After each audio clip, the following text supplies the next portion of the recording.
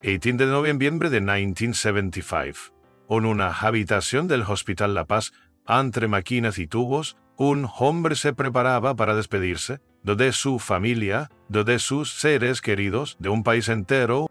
Francisco Franco, consciente de que su final estaba cerca, pidió dejar un emocional. Unas últimas palabras, no como hombre, sino como jefe del Estado. No hubo cámara, no hubo público, solo su voz grabada, escrita media y pensada para ser escuchada. 3 días más tarde, el de 20 de noviembre, con el país en silencio, la radio estatal interrumpió de programación y ensayó. Españoles, al llegar mi vida el final, comenzaba así una de las declaraciones más estudiadas, más simbólicas de la historia reciente de España. Una despedida que no será una etapa, sino que abría la puerta a toda voz a las preguntas. ¿Por qué elige esas palabras? ¿A quién se dirige realmente? Mira, ¿fue una advertencia o una absolución? En este episodio final, no hablé ahora solo de lo que dijo Franco, sino de lo que se evitar, de lo que se ocultó tras su voz cansada y del país que dio a la traza. Francisco Franco murió a las 4:20 de la madrugada del 20 de noviembre de 1975, tras el monte de agonía. Desde octubre, su salud había ido empeorando progresivamente, hemorragias internas, fallos renales, infecciones respiratorias, de la aplicación más de 10 intervenciones comíricas, incluyendo transfusiones. Tenía que ser historia, hay already pile de dis. Pearson Frinke, algo programado para su entorno y era el legado para le demopitel solo un hombre, era el símbolo viviente de un régimen construido en su imán. Su muerte no podía ser una noticia. Tenía que ser historia. Por eso, Guillermo su estatus integriorable, sus asesores más cercanos con la supervisión de su familia y de lanzas, prepararon una declaración póstuma. No podía ser improvisada, no podía parecer débil. Debía reafirmar su figura y dar continuidad al sistema. La grabación fue realizada pocos días antes del fallecimiento como tedial con desenquila el dicto con voz tenue, al 2 que fue redactada por sus secretarios y luego aprobada por él. Sí como Seias fue transmitida por radio y televisión el mismo día de su muerte en todos los canales públicos con tono solemne y sin interrupciones. El texto habla de unidad, de paz, de Fentre del Porvenir, mencionaba al gran Juan Carlos como su sucesor legítimo y advertía contra los enemigos de España, aquellos que quieren volver al caos del pasado. Fue una profesión profundamente político, en forma de despedida personal, pero también fue la última orden de un jefe que no está. Francisco Franco Bahamonde murió como vivió controlando el peseñal hasta el final. Para vender sus últimas palabras, hay que entender a la persona. Franco no fue un caudillo impulsivo, fue un estratega. Un militar de carrera, un hombre que construyó un poder absoluto a vez de silencio, represión y símbolos. Desde joven, Franco entendió que el lenguaje era arma. Que el silencio, si se usaba bien, también podía dominar. Durante sus décadas en el poder, evitó entrevistas, controló los medios y redujo su discurso público a frases frías, calculadas. No necesitaba convencer. Por eso, sus últimas palabras no fueron una confesión ni una disculpa, fueron una continuación de su relato. Tú y lo que hice lo hice por España. Con César fresilaba el círculo. Franco se presentaba a sí mismo no como un dictador, sino como un salvador. Y contentaba blindar su figura frente al juicio de la historia. Veía perdón si con mi actitud no supe contentar a todos, pero reafirmaba que sus decisiones fueran la necesaria para preservar la unidad. Nombró Ciamo a Juan Carlos con respeto, pero también con vigilancia. Dijo que confiaba en él, pero dijo claro que le se mantuviera en los principios del... Ese era del pesolo, yo me voy, pero vosotras cuidad lo que construí. Lo que no es lo que fue quizás más revelador. No mencionó a las víctimas, no lo de reconciliación real. No usó la palabra democracia y no pidió justicia ni verdad, sino obediencia y continuidad. El hombre que garba los ojos pretendía dejarlos de los demás bien abiertos. El 20 de noviembre de la semana, promoviendo con los medios de confirmarse el fallecimiento del alfagimenco, del Franco, los medios de comunicación del Estado activaron un protocolo cuidadosamente ensayado durante sellejos del Maiteo. El punto Radio Nacional de España, Interrampo.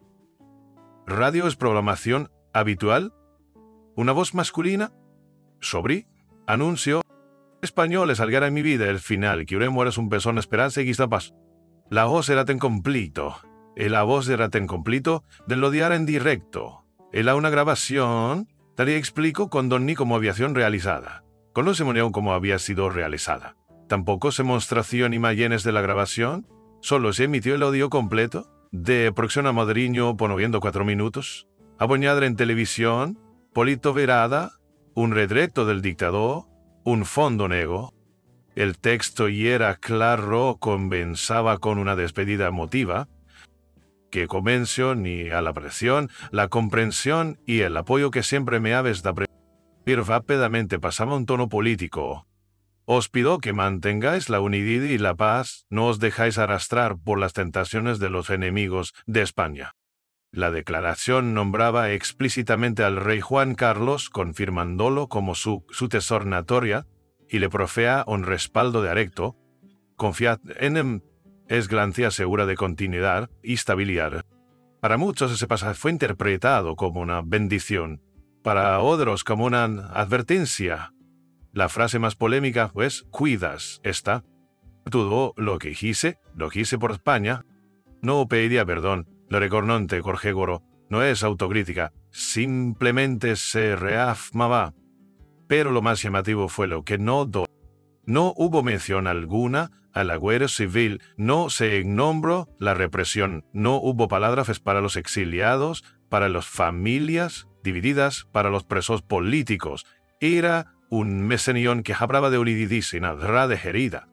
El texto fue difundido durante días, fue impreso en periódicos, se leyó en escuelas, se distribuyó en joyas oficiales y fue citado una y otra vez por los medios controlados por el régimen. Pero monanos la voz de Franco resonaba en los alboques. La realidad social era muy distinta. En las calles la gente reaccionaba con prudencia, algunos lloraban, otros simplemente miraban. En muchas casas se encendió la radio, se escuchó la grabación y luego se apagó en silencio. Para una parte de la población, que la voz era la de quien había traído estabilidad tras años de guerra. Para otra parte, era la última orden de un régimen que había traído décadas de miedo. El contraste fue evidente en las reacciones internacionales y menturas en Madrid. Se declaraban días de luto en París, Roma y Buenos Aires se celebraban actos de oposición al franquismo. En el exilio, la declaración fue recibida como una amenaza. Franco se iba, pero de ella va una en esa. Franco se iba, pero incluso en el Vaticano el tono fue distante, se postergaron condolencias, pero también se pidió papartura y reconciliación, algo que il mesencia no. La paso de los días se supo que la grabación había sido realizada antes. Algunos dicen que Franco la dio parcialmente, otros que la redactaron sus asesores basándose en discursos antiguos. Lo cierto es que el Mesión fue construido con un objetivo: preservar el plumfultino al menos por un tiempo. Durante los primeros meses de 1976, el ponente de esa declaración fue citado por los sectores más conservadores como el Cursión y el CA, mantener la fidelidad al movimiento. Incluso se distribuyeron panfletos, pero la historia, como siempre, tenía otros planes. Juan Carlos no repitió el Messenger, no se refirió a esas palabras en su programación, no cita el texto en sus primeros discursos como rey, y poco a poco el país empezó a moverse en otra dirección. La declaración final de Franco quedó como un documento contado, un tento de seguir gobernando después de la muerte. Y aunque muchos intentaron convertir esas palabras en mandamiento, el pueblo español empezó a buscar las suyas propias.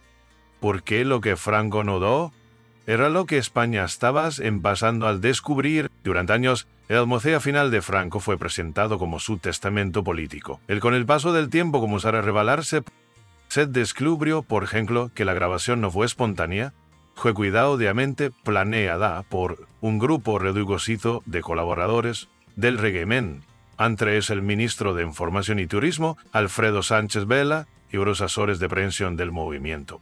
El objeto no era despedirse. Algunos documentos internos de los cualificados en los años 90 revelan que se redactaron hasta 3 versiones distintas del discurso. La versión final fue la más moderada. Las anteriores contenían frases más duras, referencias directas al comunismo, incluso advertencias sobre el desorden moral que podía. También se supo que Franco no grabó el mensaje en una sola toma. Su estado físico era débil, tenía dificultades para articular. Algunas partes fueron grabadas por fragmentos, otras dictadas a un locutor para mantener la claridad del audio. El mito ya la rebeliador. Hubo resistencia incluso dentro del propio régimen. Algunos ministros no querían que se hiciera público el mensaje. Querían que se convirtiera en un obstáculo para la ley, pero finalmente se impuso la voluntad de la familia y del círculo más fiel a la figura de Franco. Y la verdad es que ese empleo no fue en adiós, fue un último intento de control. Un intento que esta vez no funcionó. El presente y final de Franco marcó el fin de una era, pero no pueden pedir el uno de otra.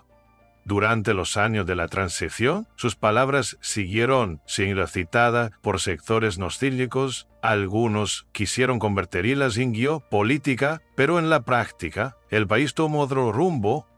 El rey Juan Carlos Siles de lacearse al control del discurso, promover reformas que desmantelaron el aparato franquista, la legalización de partido, la reacción de una nueva constitución, la celebración de elecciones libres. Todo contradijo la recomendación de aquel pesen al final. Y, sin embargo, el eco de esas palabras sigue presente.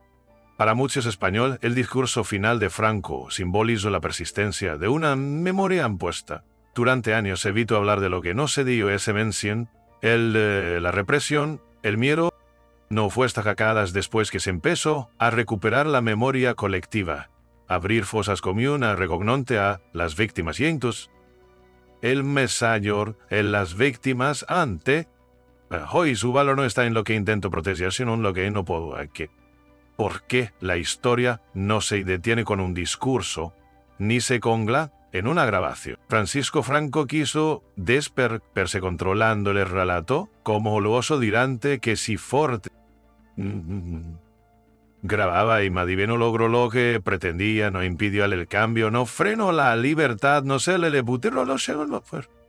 Su presondio final fue una fotografía del pasado rígida, unidireccional, sin espacio para el dolor de los otros, fue una despedida sin cucha, una advertencia que se convirtió con el tiempo en un recuerdo. Hoy España no es la misma. Gracias al corral de muchas personas, algunas anónimas, otras lecoladas, se construyó una democracia. Imperfecta, sí, pero libre. Y si este episodio te ayudó a comprender cómo se cierran los ciclos, incluso cuando algunos intentan dejarlos abiertos, compártelo. Porque la memoria no bebe solo en los libros, le ver en cuenta se atravena a escuchar más, a dar las palabras. Gracias por apoyarnos en esta serie de historias. Y si quieres seguir explorando los silencios, las verdades y los ojos del pasado, queda con nosotros. Porque todavía hay mucho por contar.